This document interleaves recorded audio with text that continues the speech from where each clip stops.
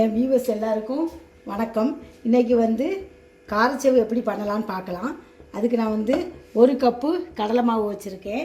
அதுக்கப்புறம் அரை கப்பு அரிசி மாவு வச்சுருக்கேன். அதுக்கப்புறம் இதில் வந்து இந்த பூண்டை வந்து நான் துருவி வச்சுருக்கேன்.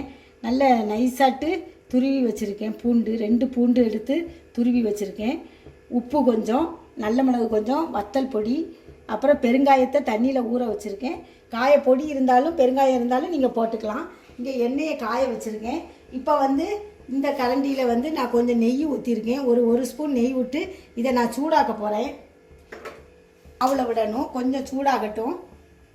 மாவை ஒரு பவுலில் தட்டிடலாம்.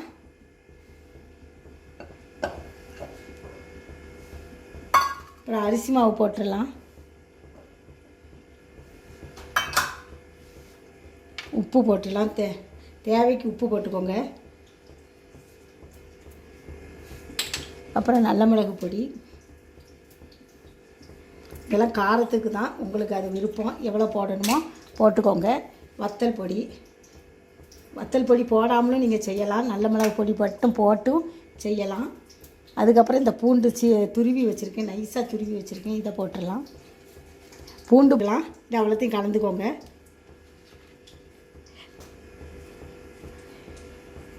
நெய்யை வந்து உருகிடுச்சு. இது வந்து கொஞ்சம் நம்ம சூடோடு இதில் ஊற்றிடலாம். அப்போ தான் உங்களுக்கு பொறுன்னு இருக்கும். இந்த கையை வச்சிடாதீங்க, கை சுட்டுரும். கையை வைக்காமல் ஒரு கரண்டியை வச்சு இப்படி கலக்கி விடுங்க. சூடு நெய் வந்து இது பிகினஸுக்கு வேண்டி நான் சொல்கிறேன். அவங்க தெரியாமல் கையை வச்சுட்டாங்கன்னா கை பொத்துரும். கவனமாட்டு பண்ணுங்கள். இப்படி எடுத்தீங்கன்னா இந்த மாதிரி வரணும் பதம். வந்த பிறகு நம்ம இதில் கொஞ்சம் பெருங்காயத்தை தண்ணியில் ஊற வச்சுருக்கேன், அதை போட்டுடலாம். போட்டுட்டு நம்ம கொஞ்சம் கொஞ்சமாக தண்ணி விட்டு தொளிச்சு இப்படி வெறிவிக்கலாம்.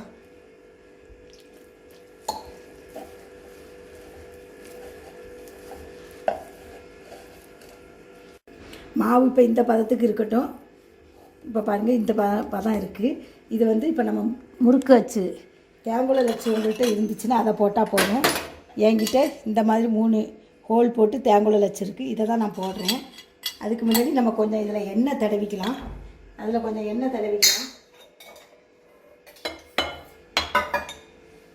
கொஞ்சம் அப்படியே எண்ணெய் தடவிக்கோங்க. எண்ணெயும் கொஞ்சம் அப்ளை பண்ணிக்கோங்க.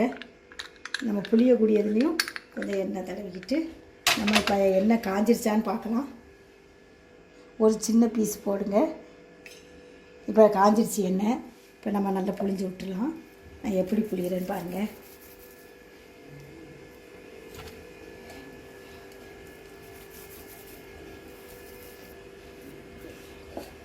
இதில் வந்து வச்சு சுட்டு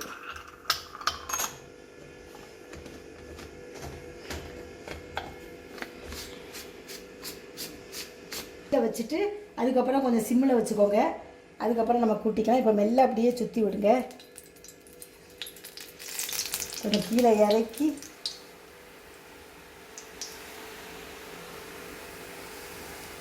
இதை அப்படியே லைட்டாக அப்படி உடச்சி விட்டுடலாம்.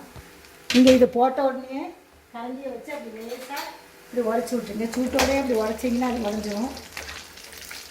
பாருங்க,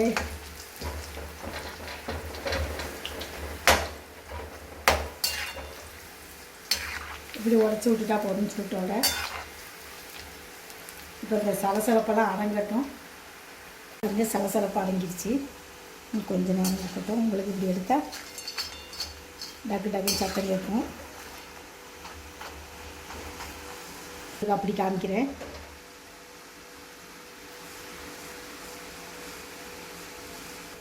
இப்போ சலசலப்பு அடங்கிடுச்சு, எடுத்துடலாம். இப்போ நெக்ஸ்ட்டு ஒன்று உங்களுக்கு புரிஞ்சு காமிக்கிறேன்.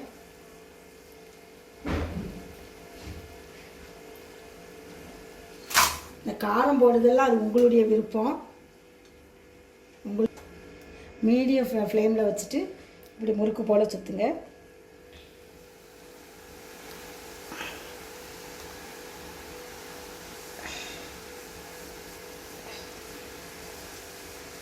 இப்படியே இருக்கட்டும். இங்கே உங்களுக்கு அது உடைக்க முடியலன்னா இப்படியே இருக்கட்டும். இந்த மாதிரியே வச்சுட்டு அதுக்கப்புறம் நம்ம உடச்சி விட்டுடலாம். இப்போ காரச்சேவு ரெடி ஆயாச்சு. எனக்கு 1 கப்பு மாவுக்கு இவ்வளவு காரச்சேவு வந்திருக்கு. இதை வந்து இந்த வீடியோ உங்களுக்கு பிடிச்சிருக்கும்னு நினைக்கிறேன். இந்த மாதிரியே நீங்கள் செஞ்சு பாருங்கள், எப்படி இருக்குன்னு சொல்லுங்கள் உங்கள் கமெண்ட்ஸில். தேங்க்யூ.